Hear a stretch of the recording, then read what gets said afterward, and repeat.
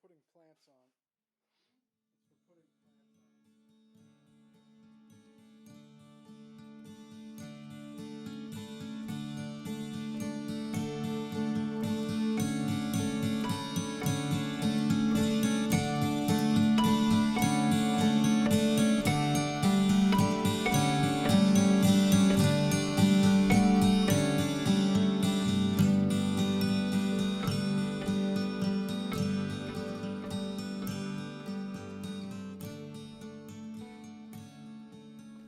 Bonjour.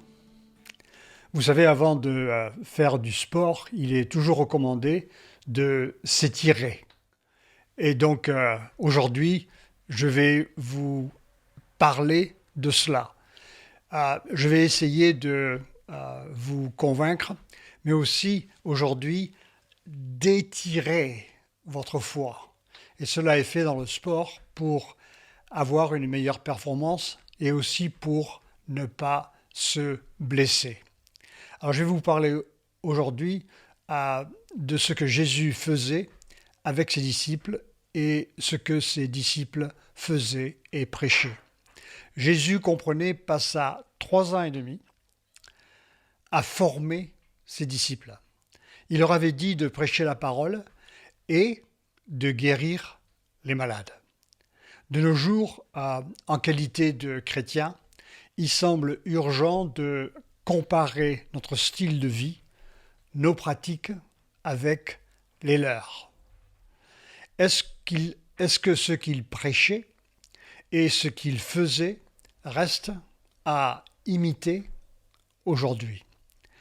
Au début de l'ère chrétienne, Saint Denis, le fameux Denis, était venu prêcher à Paris, le stade Saint-Denis, le quartier Saint-Denis. Son nom vient de lui.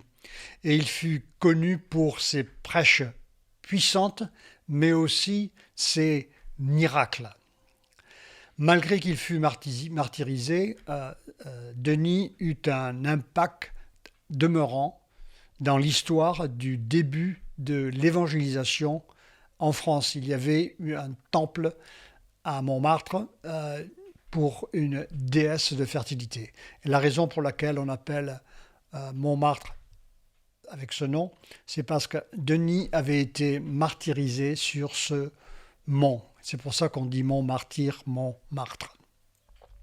Alors on fait remarquer que malgré que 6 générations de disciples étaient passées après Jésus, Denis faisait les mêmes choses que Jésus et les apôtres avaient mandaté. Il prêchait, il guérissait les malades et il chassait les démons.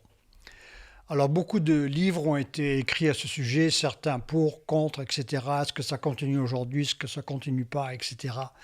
Mais l'autorité ultime reste avec les Écritures que nous considérons le Saint-Esprit nous a laissées. Voyons alors donc ce que la Bible nous dit à ce sujet. Marc rapporte de nombreuses guérisons par Jésus. Jésus les opère d'abord devant eux pour les former et aussi pour leur donner un exemple à suivre. Par la suite, les apôtres formeront eux-mêmes des disciples comme commandés et ainsi de suite avec les générations qui viennent. C'est ainsi que Denis avait été formé, il faisait partie d'une 6e génération de disciples depuis les apôtres. Alors cette chaîne a été coupée pour de nombreuses raisons en ce qui concerne les dons du Saint-Esprit, les miracles et les guérisons dans l'histoire, mais à certains moments, ces pratiques ont été rétablies par ceux qui constataient le décalage entre ce qu'ils vivaient et ce que témoignait le Nouveau Testament. Évidemment, quand on considère que Actes des Apôtres, par exemple, est un modèle souhaité par Dieu pour tous les chrétiens de tous les temps. Il est à imiter. Alors considérons ce que Marc nous dit au sujet des foules qui se rassemblaient autour de Jésus. Beaucoup venaient pour l'entendre et pour les guérisons, mais il souligne qu'elle venait aussi à cause de ce qu'il faisait, notamment guérissait les malades, chassait les démons. La foule était attirée, c'était alors l'occasion pour Jésus de prêcher la parole. Il est indiqué dans Marc chapitre 3 versets 7 et 8, Jésus se retira avec ses disciples au bord du lac de Galilée, une foule nombreuse le suivit. Les gens arrivaient de Galilée, de Judée, de Jérusalem, du territoire d'Idumée, du territoire situé de l'autre côté du Jourdain, de la région de Tyr, de Sidon.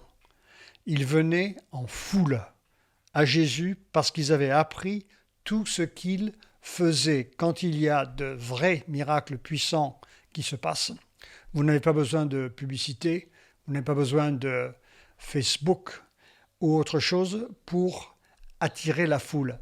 Les gens parlent aux autres parce qu'ils veulent que les autres soient aussi guéris. C'est le bouche à oreille.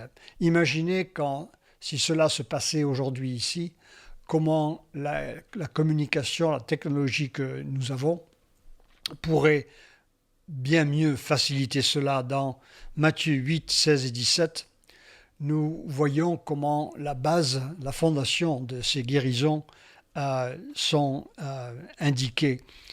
Dans 16, il est indiqué, quand le soir fut venu, ils lui amenèrent beaucoup qui étaient possédés par des démons. Il chassa les esprits en un mot et guérit tous ceux qui étaient malades. De façon à ce que s'accomplit la prophétie d'Ésaïe, il a pris nos infirmités et il nous a déchargés de nos maladies. Plus tard, dans Ésaïe 53, il est indiqué qu'il a été percé pour nos iniquités et que la colère est descendue sur lui pour notre pardon. Et cela, la foi, selon Paul, nous est donnée, selon Jean aussi. Mais elle est donnée à ceux que Dieu a choisis. Et c'est la même chose pour les guérisons et les miracles. La foi est donnée à ceux qui reçoivent les guérisons ou à ceux qui prient pour les autres, ou une combinaison des deux. On le voit en lisant les évangiles. Et ensuite, la foi est donnée aussi à ceux qu'il choisit. On ne sait pas qui est guéri ou qui va l'être. Jusqu'au moment où une personne nous dit qu'il est guéri, on ne sait pas s'il a été, typiquement. Mais quand on a la preuve, nous avons les faits qui sont établis devant nous. Mais cela est fait par miséricorde, par un choix divin. Parfois, c'est beaucoup qui sont guéris, parfois un seul, comme à la piscine de Bethesda. Il y a un seul paralytique qui était couché depuis 38 ans, qui est guéri. Jésus dit il y avait beaucoup de lépreux du temps de Naaman le Syrien, mais il y a un seul qui a été guéri. Et il y avait beaucoup de veuves du temps du prophète Élie, mais il y a une seule veuve que Dieu a visitée, c'est la veuve de Sarepta. Nous ne savons pas pourquoi, quand, comment Dieu choisit. Dieu le fait et on le remercie pour les personnes qu'il guérit. Mais une chose est certaine, nous devons le demander. Alors, Jésus a mandaté ses disciples et ainsi les disciples de tous les temps. Quand Jésus dit à prêchez, guérissez, il le dit à nous tous. Il nous dit dans Matthieu 28, 19, « Allez donc auprès des gens de toutes les nations et faites d'eux mes disciples. Baptisez-les au nom du Père, du Fils et du Saint-Esprit. » Ça, c'est partout, dans le monde entier, pendant tout le temps, jusqu'à son retour. Enseignez-leur à pratiquer tout ce que je vous ai commandé. Il leur avait commandé de guérir les malades, de chasser les démons, de guérir les lépreux. La pratique, il y a la prêche, mais ensuite il y a la pratique. Je me souviens, j'étais jeune, j'ai fait l'école hôtelière de Toulouse. Nous avions des professeurs qui nous donnaient des cours de cuisine dans la salle de classe. Et après, nous avions un cours de pratique. Il y avait une cinquantaine de fourneaux et des endroits où on travaillait et des plaques que nous avions. Et donc, il fallait faire la cuisine de façon à ce que nous apprenions par la pratique. Et c'est ce que Jésus a fait. Je me souviens le jour où le professeur de cuisine a fait une béarnaise devant nous. D'abord, il a fait devant nous, comme Jésus faisait devant ses disciples. Et ensuite, il nous montre exactement quelles sont les proportions. Mettez l'estragon, les échalotes, vous les coupez ainsi, persil, vous réduisez avec du vin blanc, du vinaigre, et puis quand c'est presque réduit, ensuite, il faut que ce soit plus frais. Il faut faire refroidir la sauce, et après on incorpore les jaunes, une certaine quantité. Et on commence à battre. Je me souviens quand je battais, c'était au début, je faisais comme ça. Mais le prof m'a dit non, c'est pas comme ça, c'est comme ça, avec le poignet. Et il allait beaucoup plus vite que moi, mais beaucoup plus facilement que moi. Il fallait que j'apprenne. Alors, un disciple doit d'abord être enseignable. Il faut qu'il aille à l'école, qu'il apprenne et qu'il reconnaisse qu'il ne sait pas faire. Et c'est comme ça que tous ceux qui ont été formés dans le ministère ont dû apprendre. Ils ont appris de ceux qui savent le faire. Alors, parfois, on fait des erreurs. Je me souviens, quand j'oubliais les pommes de terre, on avait une machine qui, pas broyait, mais qui pelait les pommes de terre. Et quand on les oubliait, on trouvait les pommes de terre comme ça grosses, une grandeur de bille. Et il fallait qu'on les cache parce que les professeurs regardaient dans les poubelles. Alors, on les envoyait en face, je confesse un péché ici, je l'ai confessé auparavant, mais on les envoyait au conservatoire de Toulouse qui était en face. Mais j'ai aussi envoyé quelques soufflets verts, il fallait nettoyer les pots dans lesquels les soufflets d'une certaine manière, de façon à ce qu'ils ne deviennent pas verts, mais quand ils s'étaient pas bien nettoyés, le soufflet devenait vert. Alors il fallait aussi l'envoyer par la fenêtre pour pas qu'il soit trouvé dans la poubelle. Alors voilà, je vous raconte ces histoires pour essayer de vous dire que quand vous apprenez, vous allez faire des erreurs. Mais ce qu'il y a, il faut essayer. Si vous ne vous engagez pas, si vous n'apprenez pas, vous n'allez rien apprendre. Il ne faut pas craindre de faire des erreurs. Et on n'a pas besoin de cacher les erreurs, comme je le faisais à l'école hôtelière. Il dit, pratiquez tout ce que je vous ai commandé, et sachez-le, je vais être avec vous tous les jours jusqu'à la fin du monde. Pierre et Jean avaient l'habitude de se rendre au temple, mais un jour donné, voici ce qu'il arriva dans Actes 3.1, un après-midi. Pierre et Jean montaient au temple pour la prière de 3 heures. Près de la porte du temple, appelée la Belle Porte, il y avait un homme qui était infirme depuis sa naissance. Chaque jour, on l'apportait, l'installait là, pour qu'il puisse mendier auprès de ceux qui entraient dans le temple. Il vit Pierre et Jean qui allaient entrer et leur demanda de l'argent. Pierre et Jean fixèrent les yeux et Pierre lui dit « Regarde-nous ». L'homme les regarda avec attention car il s'attendait à recevoir d'eux quelque chose. Pierre lui dit alors « Je n'ai ni argent, ni or, mais ce que j'ai, je te le donne.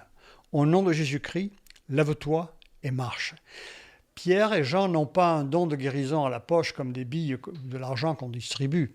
C'est une onction qui est donnée à un moment donné pour un moment spécifique pour une personne ou des personnes spécifiques. On ne garde pas ça à la poche. Puis il le prit par la main droite pour l'aider à se lever aussitôt. Les pieds et les chevilles de l'infirme devinrent fermes. Il y a un pasteur à peu près des années 1900-1920 qui s'appelle Smith Wigglesworth, un Anglais qui a beaucoup prêché en Australie, en Nouvelle-Zélande et dans les pays nordiques, et qui avait l'habitude de prier pour nombre de guérisons, et il en a vu beaucoup. Et un jour, une personne qui sortait de l'église marchait avec des cannes et il lui manquait, il avait ses jambes, mais il lui manquait un pied. Et il lui a dit, écoute, si tu vas maintenant au magasin de chaussures et commande une paire de souliers, Dieu va te donner un nouveau pied. Alors le gars, par la foi, il y est allé, il a commandé des souliers, le vendeur l'a regardé, mais il vous manque un pied. Il dit, non, non, donnez-moi les souliers à essayer. Et il a essayé une paire de souliers en cuir noir, il les a mises, et quand il s'est levé, il a réalisé que son pied gauche avait été donc créé, il avait poussé, et il avait maintenant 2 pieds. Alors, vous savez, vous allez dire, oh, mais c'est pas vrai, c'est pas possible. Le problème est celui-ci, et c'était le même problème avec Jésus et les apôtres, et aussi dans tous les temps.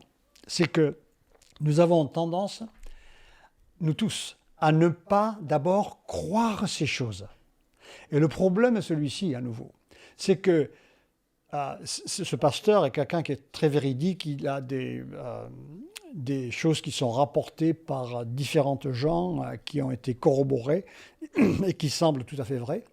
Le problème est ceci, c'est que si cela est vrai, que ce pied a poussé, le problème n'est pas avec lui, ni celui qui a été guéri. Le problème est avec nous qui ne le croyons pas. Et c'est là que nous devons commencer. Seigneur, je crois, mais je réalise que tu dois m'aider à croire. Aide mon incrédulité.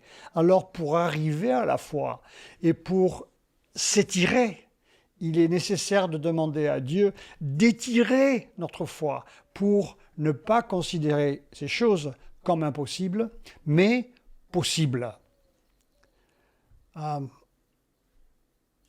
Alors, après qu'il lui dit « Lève-toi et marche », il le prit par la main droite, se leva d'un bond, il fut sur ses pieds, se mit à marcher, il entra avec les apôtres dans le temple en marchant, en sautant, louant Dieu. Et toute la foule le vit marcher et louant Dieu. Il y a un pasteur qui avait une étude biblique dans un ranch du sud de la Floride. Et j'avais un ministère en Haïti, il avait entendu parler de certains miracles qui étaient arrivés dans les campagnes que je menais. Et il m'a dit, mon groupe ne croit pas aux miracles. Est-ce que tu peux venir expliquer? En plus, c'était un Anglais et il s'appelait véridique, il s'appelait Johnny Hallyday. Et donc, c'était très marrant, comme coïncidence.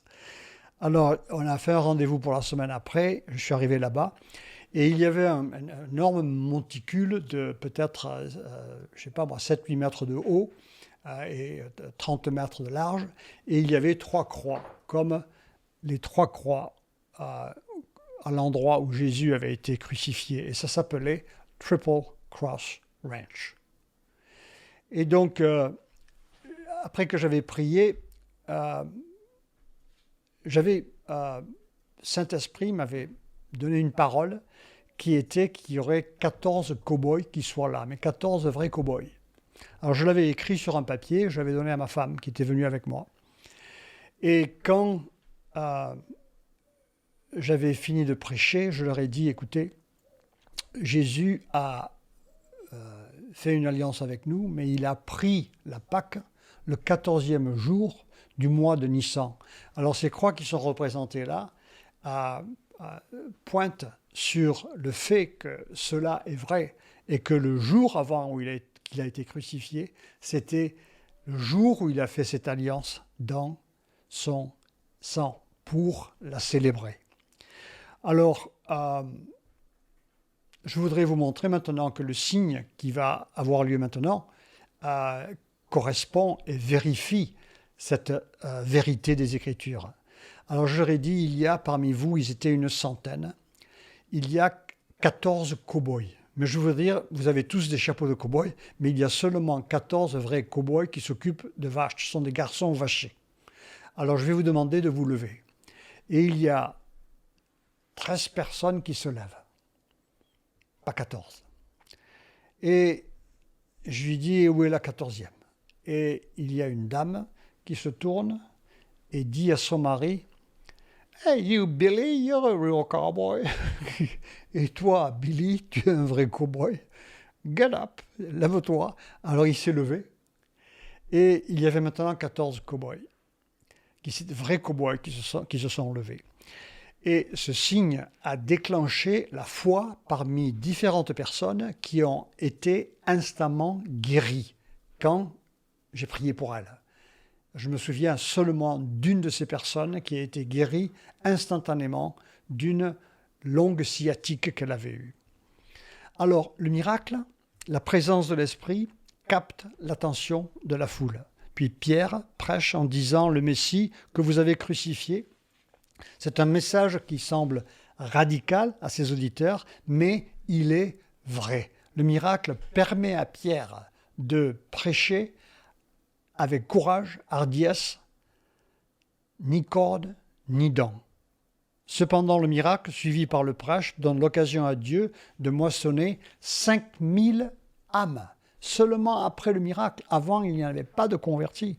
Cependant, parmi ceux qui avaient rendu le message des apôtres, beaucoup crurent et le nombre des croyants s'éleva à 5000 personnes. Immédiatement après, voici la réaction des autorités religieuses. Avec Jésus, ils étaient pleins de rage. Ils étaient pleins de rage contre lui. Et ici, il disait, que ferons-nous Que ferons-nous de ces gens? Car tous les habitants de Jérusalem savent clairement que ce miracle évident a été réalisé par eux et nous ne pouvons pas le nier. Mais il ne faut pas que la nouvelle de cette affaire se répande davantage parmi le peuple. Nous allons donc leur défendre avec des menaces de parler encore à qui que ce soit au nom de Jésus. Alors, Pierre, quand on lui avait empêché, il a dit « Nous devons obéir Dieu plutôt que les hommes ». Dans les différentes lois sur la laïcité, le séparatisme, aujourd'hui, c'est pas très accepté de témoigner parce qu'on doit dire « Ah mais oui, mais lui, il a ses propres croyances, tu peux pas envahir ce qu'il croit, chacun croit ce qu'il veut, etc. » Le problème, c'est que Jésus a donné un mandat de prêcher. Alors, personnellement, si les gens des autres religions veulent prêcher, cela m'est égal. Tant que nous pouvons prêcher, car c'est par nos prêches que Dieu accordera au Saint-Esprit de changer les cœurs, de croire, et Dieu trouvera les siens. Comme les apôtres et les disciples de tous les temps, les autorités religieuses qui n'ont pas de miracle persécuteront ceux qui les font. Et cela inclut certains protestants dans l'histoire, mais aussi aujourd'hui, qui n'y croient pas. Actes des apôtres commence par la phrase « Ce que Jésus a commencé à dire et à faire », parce que c'est Luc qui avait écrit le livre de Luc, et ensuite c'est lui qui a écrit Actes des apôtres. En voyant comment Pierre continue à faire ce qu'il avait appris avec Jésus. Il va à Lydda, et là il prie pour Énée qui était alité, et elle est guérie. Ensuite, il va à Jaffa, il est appelé parce qu'il y a une personne qui est décédée, qui s'appelle Tabitha, et il fait la même chose qu'il avait vu Jésus faire. Il s'agenouille, il prie pour elle, et maintenant, elle est ressuscitée, elle se lève. Alors, à Jaffa, ils avaient entendu parler du miracle qui s'était passé à Lydda, la ville qui est à côté. Alors c'est pour ça qu'on peut dire que les miracles font grandir la foi de l'entourage, de la proximité. C'est comme un feu de forêt au mois d'août. Nous avons donc une contagion de la foi quand les miracles viennent. C'est comme le Covid ou la Covid-19 quand elle est là. Elle se propage. Paul dit aspirer au don spirituel. Il dit à Timothée ne néglige pas le don spirituel. Il faut donc s'impliquer, il faut essayer, explorer, apprendre de ce qui les font. Les dons sont reçus pour les occasions à l'un et à l'autre. Un homme ne peut rien recevoir à moins que cela lui a été donné. Alors on dit, ah mais ça c'est bien pour là-bas, l'Afrique, en Haïti, en Chine, ou bien au VIe siècle, IIIe siècle, au début de l'Église primitive, mais c'est impossible en France aujourd'hui. La Grèce était très philosophe, opulente, beaucoup de divinités. À Éphèse, il y avait, souvenez-vous, Artémis, la déesse des Éphésiens. Corinthe était un port, un bastion du commerce en Méditerranée, très matérialiste. Mais Jésus a dit d'aller dans toutes les nations. Et dans ces deux endroits, Paul a eu des moissons impressionnantes. Mais Jésus dit, allez-y, que je serai avec vous jusqu'à la fin de l'âge. Et je vous garantis que s'il a dit, il y sera à l'endroit où vous êtes. Vous qui m'écoutez aujourd'hui. Alors, nous voyons comment le moment choisi par Dieu pour la guérison est dans sa souveraineté. Nous ne choisissons pas le moment. Il m'est arrivé de voir des occasions où j'étais à peine réveillé, arrivé à 6 heures du matin pour un prêche en Haïti, et tout à coup, dès que je commence à prier, Saint-Esprit vient pour cette réunion ici, il y a des milliers de personnes qui sont là, et tout à coup, des centaines commencent à rouler par terre, et des démons se manifestent. Et je n'avais pas prévu que ça se passe à 6 heures du matin. Je n'ai pas encore pris de café, je n'ai pas pris de coca, mais c'est là maintenant, c'est là. C'est ce jour, c'est cette heure, c'est cette minute, c'est ce moment-là que ça se passe. Dieu choisit les moments. Mais il faut être disponible, il faut y aller. Il faut pratiquer. Alors, je sais que c'est peut-être quelque chose qui est pas difficile, mais inatteignable pour certains d'entre vous à entendre, parce que ces pratiques, pour vous, vous sont étrangères. Mais sachez qu'elles se passent aujourd'hui dans différents endroits du monde entier. On peut les constater, je ne peux pas vous donner la liste, mais brièvement, je peux vous dire qu'au sud du Sahara, en Afrique, on voit beaucoup de guérisons, de miracles, en Amérique du Sud, un petit peu aux États-Unis, mais en Chine notamment, en Indonésie, on voit ces choses aujourd'hui se réaliser. Alors Pierre ensuite, à Jaffa, après que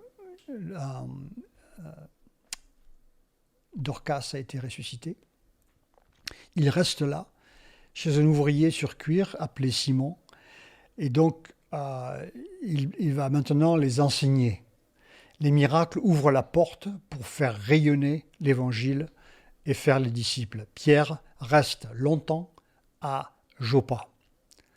D'ailleurs, j'achète tous les mardis et vendredis au marché ici, marché extérieur, au marché ouvert, des pamplemousses où il y a écrit Jaffa dessus. Jaffa, c'est le nom pour Joppa. Joppa, le nom du Nouveau Testament.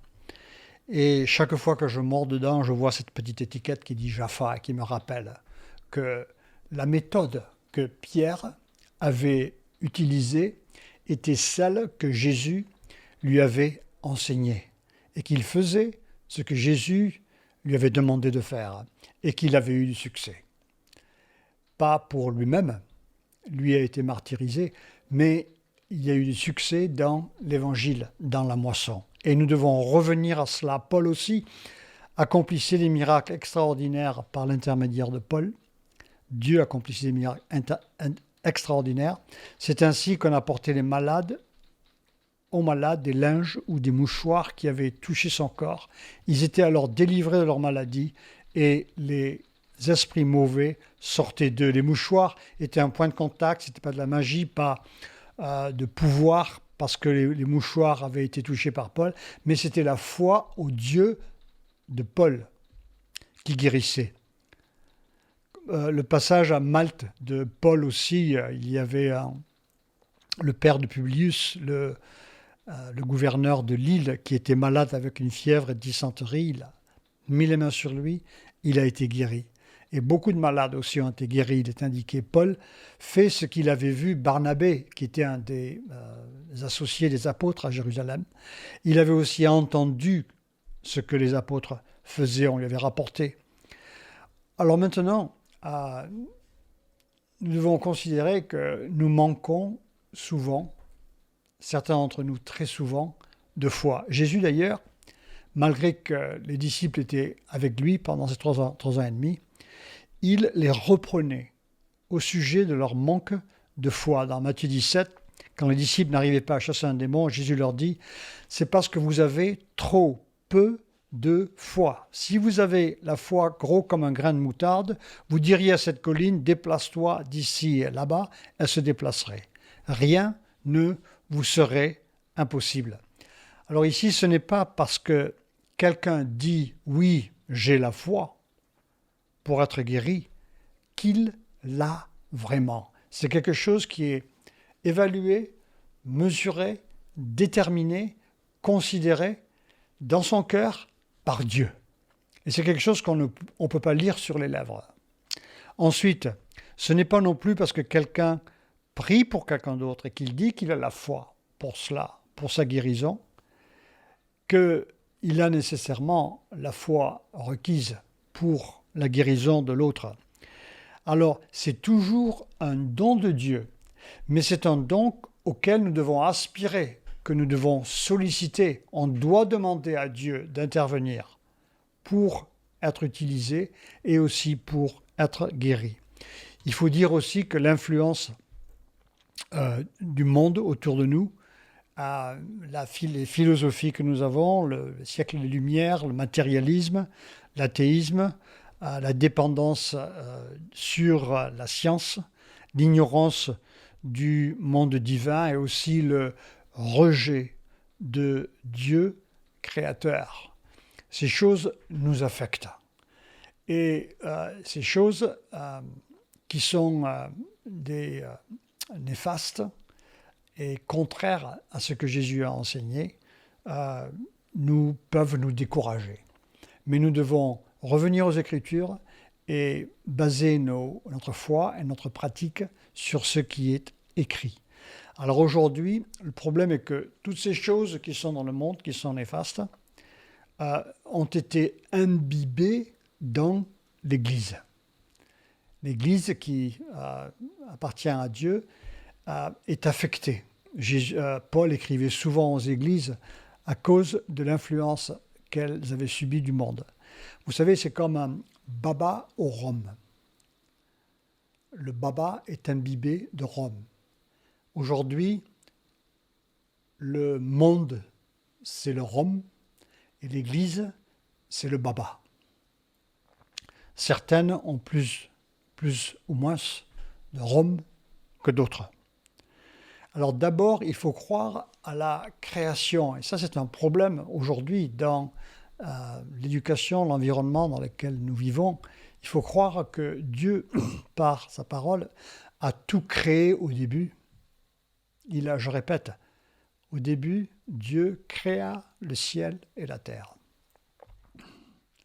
Et ensuite, il faut aussi croire qu'il soutient tout ce qui se passe.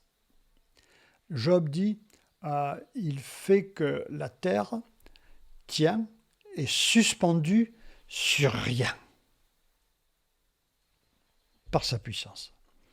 Alors, si vous croyez vraiment qu'il a tout créé, un miracle n'est absolument rien du tout pour Dieu.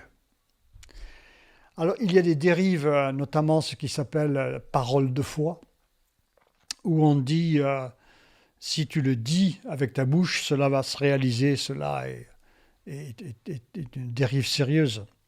C'est l'onction du Saint-Esprit qui accomplit quelque chose et une déclaration dans le Saint-Esprit qui l'accomplit quand le Saint-Esprit le fait aussi.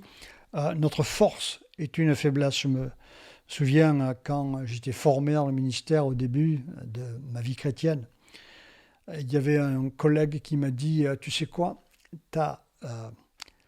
tu as trop de force ». Je pensais que c'était bon ça moi-même. Non, non, trop de force.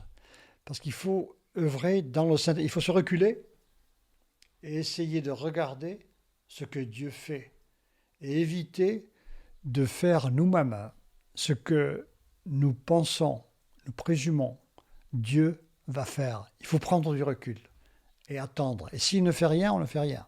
Mais quand il fait quelque chose, nous le faisons. Alors, il y a aussi des guérisons qui sont rapportées dans les milieux pentecôtistes charismatiques qui sont des exagérations, déformations, approximations, beaucoup de soi-disant miracles évidents qui sont confondus avec certains qui ne le sont pas. Et donc, il faut quand même voir qu'il y a des miracles légitimes. Il ne faut pas l'oublier. Il ne faut pas jeter le bébé avec l'eau du bain du bébé. Il faut toujours aussi voir qu'il y aura des erreurs, comme combien de fois j'ai tourné la béarnaise à mes débuts, il m'arrive d'en tourner quelques-unes ici. Et donc, il ne faut pas hésiter à continuer parce que nous avons fait une erreur. Dans Proverbe, il est indiqué, quand il n'y a pas de bœuf dans la mangeoire est propre. Alors aussi, des problèmes, c'est les églises qui cherchent le nombre, le succès et le pragmatisme, d'autres qui mélangent la guérison avec la prospérité économique, ou bien le fait que si Dieu est là, tout le monde va être guéri. Ce n'est pas le cas. Aussi, c'est de s'adonner à la guérison au-delà de ce qu'elle devrait avoir, mais la mettre à sa propre place. Elle est importante, mais elle est aussi importante que la parole. Mais d'abord, ce qui sauve, c'est le Saint-Esprit quand la parole est prêchée. D'ailleurs, le roi Josia avait démoli, réduit en poudre, le serpent d'airain que les Israélites adoraient. Ils avaient fait un culte au serpent d'airain que Moïse avait élevé dans le désert pour la guérison de ceux qui avaient été piqués par le serpent. Et aujourd'hui, certains pasteurs, notamment de prospérité, ne parlent que de prospérité et de guérison. C'est comme Nehushtan dans l'Ancien Testament. Il faut prêcher en indiquant le conseil entier et fidèle et vrai de Dieu, qui est évidemment, qui correspond aux Écritures, notamment les doctrines de grâce.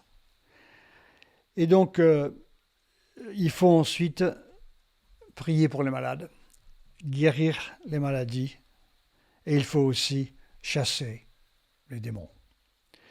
Alors, il faut commencer, vous allez dire, mais comment on fait? Il faut commencer à petits pas, il faut s'impliquer, vous pouvez lire des articles. Aujourd'hui, on a le privilège d'avoir des vidéos. Il faut rechercher, il faut essayer de passer du temps avec des gens qui font cela. Et donc, il faut s'intéresser. Et il faut d'abord, en premier lieu, faire une évaluation de là où on est. Où est notre foi? A-t-elle besoin d'être étirée? Et si vous êtes comme moi, peut-être vous allez considérer aujourd'hui qu'elle a besoin d'être ô combien étirée pour obéir ce que Jésus nous a demandé à faire.